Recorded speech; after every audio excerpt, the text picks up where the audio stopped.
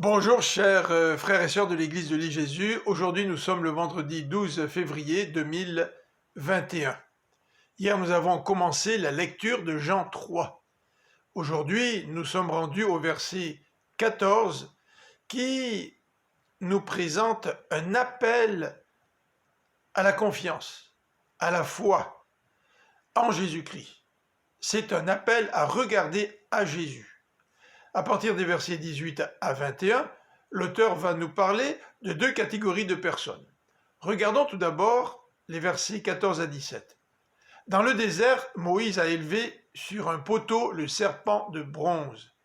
De la même manière, le Fils de l'homme doit lui aussi être élevé, pour que tous ceux qui placent leur confiance en lui aient la vie éternelle. Oui, Dieu a tant aimé le monde qu'il a donné son Fils, son unique, pour que tous ceux qui placent leur confiance en lui échappent à la perdition et qu'ils aient la vie éternelle. En effet, Dieu n'a pas envoyé son Fils dans le monde pour condamner le monde, mais pour que celui-ci soit sauvé par lui. Ces versets nous disent clairement que le monde a besoin d'être sauvé. Et c'est la raison pour laquelle Dieu a envoyé Jésus. Un petit peu comme ce récit dans l'Ancien Testament, dans Nombre au chapitre 21, ce récit nous présente ce besoin du salut. Les Israélites venaient d'être piqués à mort par des serpents venimeux. Ils avaient besoin d'être sauvés. Et Moïse a élevé le serpent d'airain, et tous ceux qui regardaient à ce bâton sur lequel se trouvait le serpent d'airain étaient sauvés.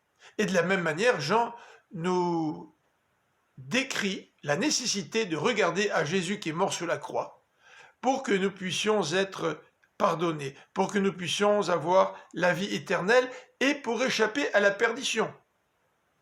Dieu n'a pas envoyé Jésus pour condamner le monde, mais il a envoyé Jésus dans un monde qui est déjà perdu, afin que ce monde-là puisse être sauvé. Les versets 18 à 21 nous présentent deux catégories de personnes. Lisons ensemble. Celui qui met sa confiance en lui n'est pas condamné, mais celui qui n'a pas la foi en lui est déjà condamné, car il n'a pas mis sa confiance en la personne du Fils unique de Dieu. Et voici en quoi consiste sa condamnation. C'est que la lumière est venue dans le monde, mais les hommes lui ont préféré les ténèbres, parce que leurs actes sont mauvais. En effet, celui qui fait le mal déteste la lumière. Il se garde bien de venir à la lumière de peur que ses actes soient révélés. Mais celui qui a une conduite conforme à la vérité vient à la lumière pour qu'on voit clairement qu'il accomplit ses actes dans la communion avec Dieu. Il y a donc deux catégories de personnes. Ceux qui mettent leur confiance en Jésus et qui échappent à la condamnation. D'autre part, il y a aussi ceux qui n'ont pas mis leur confiance en Jésus. Et ceux-là sont déjà condamnés. Et ils ont besoin d'être sauvés de la condamnation. Et Jean va décrire ce qu'est cette condamnation. Cette condamnation, c'est que la lumière, Jésus est venu dans le monde, mais les hommes lui ont préféré les ténèbres.